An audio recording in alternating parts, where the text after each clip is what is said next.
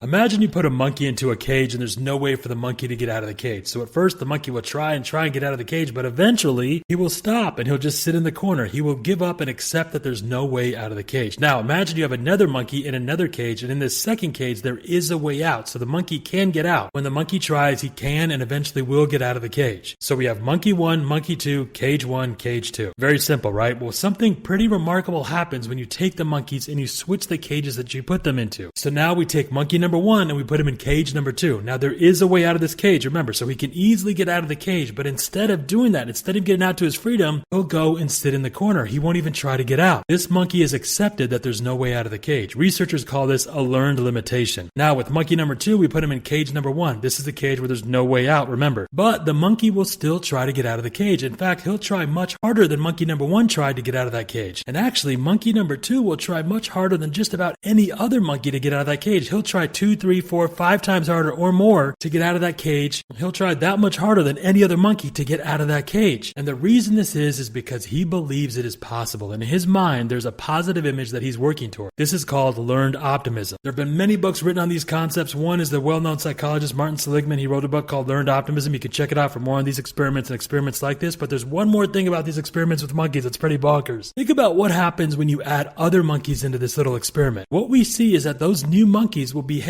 in accordance to the limitation or optimism of the main monkey. They will believe that it is or is not possible to get out of the cage based on what that main monkey thinks. This is called a transferred limitation or a transferred optimism. And it's what we consider as possible and how contagious that belief in our abilities is to others and the belief in their abilities. So these 4 concepts, learned limitation, transferred limitation, learned optimism, and transferred optimism. Today we're going to talk about this and how you can build businesses, improve the world, and create generational passive income. Let's get started. BigRia.com. So if you don't know, although I was born in Miami, my childhood was in places like Pakistan, India, Sri Lanka, and in 1 year in elementary school, actually like 2 years, less than 2 years, I had gone to 9 schools in 5 countries. So I moved around a lot. And when that happens, you see some pretty amazing things. I still remember the first time I saw a grown elephant, this giant, strong, beautiful, amazing creature just like me, right? And so I saw this elephant, but it wasn't in a zoo or a sanctuary or anything like that. It was in somebody's backyard, like as their pet, the same way you'd have a dog in America. This elephant could easily have smashed the houses and gone crazy, but it didn't. It was very well behaved. Why? Well, as I looked down, I saw that tied to the elephant's leg was a tiny rope, and at the other end of the rope was this even tinier stake in the ground. And it looked crazy because there's this little tiny stake holding that elephant in place. And here's this little stake that couldn't hold a poodle or even like a strong fly, right? But that's what was keeping this elephant in place. It was the elephant's leash. And I asked, how is that possible? How is it possible that that little tiny stake and that little tiny rope can do that? And that's when I learned that when the elephant is just a baby, they tie that elephant rope to the elephant's leg. And sometimes they use a much stronger stake when it's a baby, and the elephant will try to get out of that rope. And when the elephant tries enough unsuccessfully to escape, eventually it will accept defeat. A learned limitation, right? Once we accept and self-impose a border around our potential, we won't even try to cross it. We won't even come close. So as the elephant gets older, it doesn't even try to escape. Just like the monkey who goes into the corner doesn't even try to get out of the cage. And that's how you get this ridiculous scene of a giant elephant being held hostage in place with this tiny little rope that's barely stronger than a common rubber band. The stronger the belief in the elephant's mind becomes, the weaker the rope needs to be to hold him in place. And that goes a step further because then I saw that there was one stake holding multiple elephants in place. So imagine seeing like 5 or 6 elephants, they each have a tiny rope, but the tiny ropes are attached to a single peg. A single stake in the ground is holding this whole herd of elephants in place. That's when the learned limitation has become a transferred limitation as it spreads to others. You see how this works? So on our team, we call this the elephant rope, a situation where enormous strength/potential is overpowered by one small learned limitation. And once you train your brain to keep an eye out for this, you'll see elephant ropes everywhere. And I mean everywhere. People lose decades of their lives by being loyal to their limitations. So many people sacrifice so much of their lives by putting faith in a single toxic idea, a single limitation. So there's 3 parts to the elephant rope. Number 1, enormous strength/potential like an elephant. 2, they're inches from victory, easily overpowered. They can easily overpower it and reach that victory. And 3, this is most important, the learned limitation. You get this down and you can create income at will. In the elephant's case, let's fill these 3 things in because that's what we're going to do today. We're going to train ourselves to get ninja trained on how to find elephant ropes. And to do that, you need to isolate these 3 things. So let's look at the elephant case first. First, enormous strength. That's the elephant's size and strength. That's obvious, right? 2, inches from victory. All it would take is a light tug. In fact, the elephant would just have to walk normally and he wouldn't even notice how easy he could break that rope. But the elephant won't because 3, the learned limitation. The rope is stronger than me. That's a learned limitation. So how does this apply to creating passive income? Remember, the passive income formula is equity times production. As builders, we focus on creating equity and making your own way in this world and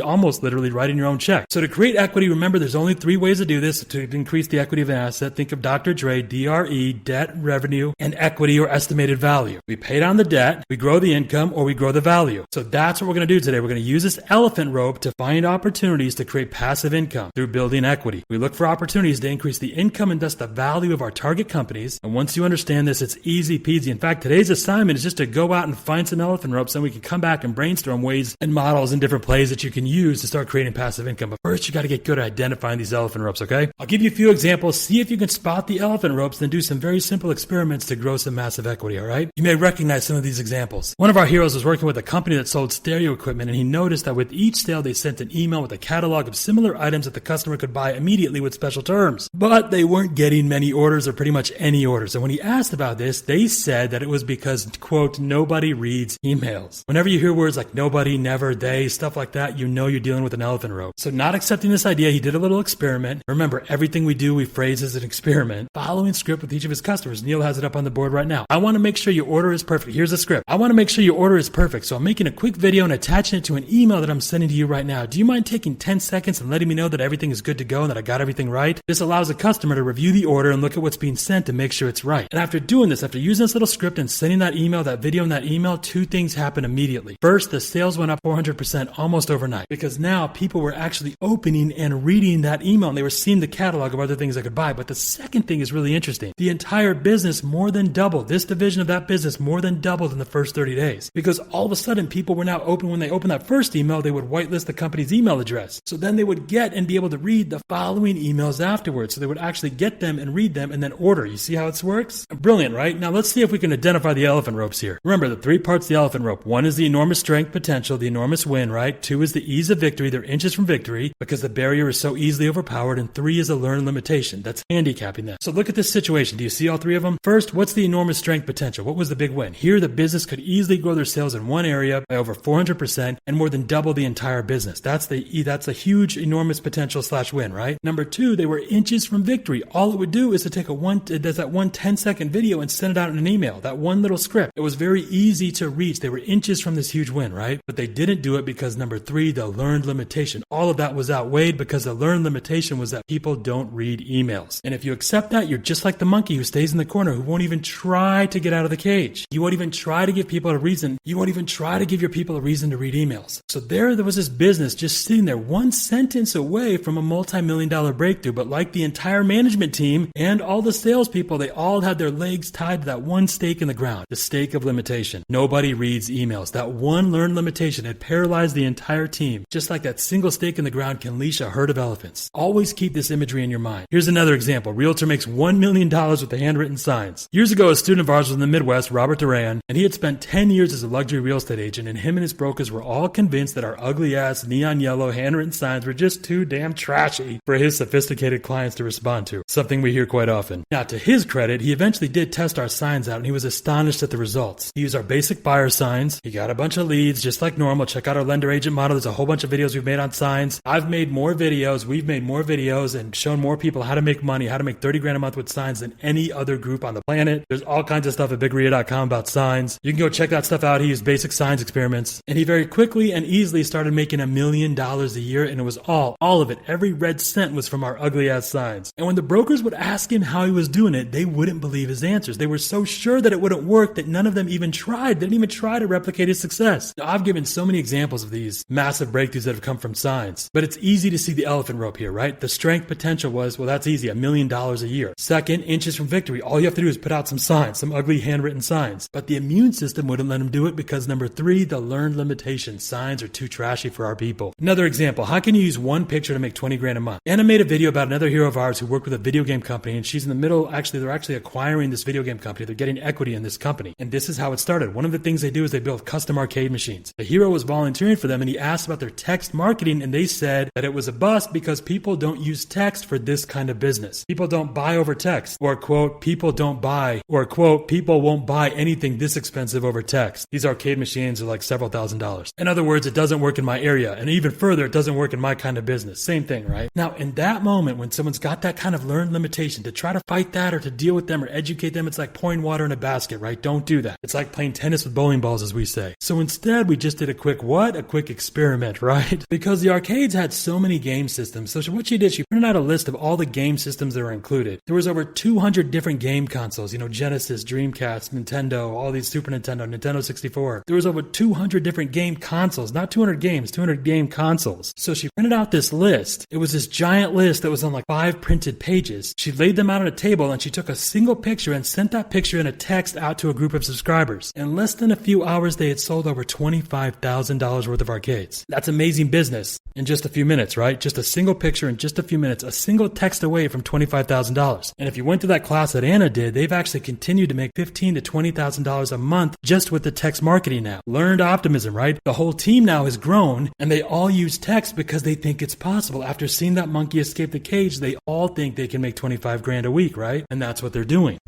So check out the elephant rope with that. Do you see where it is? What was the enormous strength? They would not only make 25 grand in a couple minutes, but they'd make 15 to 20 grand a month later on. That was the big win. How close were they from victory? Just a single picture, inches from victory. A single picture could do that. But that doesn't happen because the learned limitation. People won't buy anything this expensive over text. Think about this, you guys. You could walk into a business and be one picture away and just a few minutes away from 25 grand and adding 15 to 20 grand a month. This is how we create equity. These are the plays you should see all around you. Look for elephant ropes all around you. And by the way, the best training in the world on elephant ropes is BigRia.com. We're building the world's largest organization of special needs business owners. The #1 channel on YouTube for Indiana real estate. Also, if you don't know my situation, my son has special needs. I met with Anna. I connected with her. And we developed a therapy for special needs folks that allows them to get high compliance. It's high compliance communication skills, real estate investing, and business building skills. And using that as a therapy, together we're building the world's largest organization of special needs business owners and real estate investors. All kinds of crazy stuff at BigRia.com. The single greatest resource on how any human being on earth can create a passive income of 30 grand a month. Go there now, BigRia.com. It's all free. It's beautiful and brilliant, just like me. But there's even more brilliance in this class. As you probably know, we've trained several people to do something called the Friendly Fight Club model. I did this years ago. And here's how it works. You go to a gym and you go to their clients and you offer a $25,000 massive weight loss program. So this massive weight loss program and body rebuilding program is $25,000. And to get leads, you're going to use the email. You're going to use the email addresses of that gym's current clientele, their customer list. And usually this requires a nurturing period. But in the last 10 plus years that our heroes have been doing this, every single gym owner says the same thing when approached about this. Our people don't have that kind of money. They don't have that kind of money. Our business is different. Our people are different. That doesn't work in our area. Some version of that. They don't think their people have money. They think that their people are different. And then after it works, we have testimonials of people saying, I made more in 1 week than I made in the last 10 years, which makes sense, right? Because a Friendly Fight Club can be $2, $3, $4, $500,000 almost overnight. We're only talking about like 10 or 20 people. We keep the classes very small. So if you have 10 or 20 people from your email list, you can make hundreds of thousands of dollars pretty much overnight. But once we've done this, and we've done this for over 10 plus years now, like I said, and once they make that money, they'll go years and years and years and they'll never do it again. And if we go back and ask them, why haven't you done it since we did it?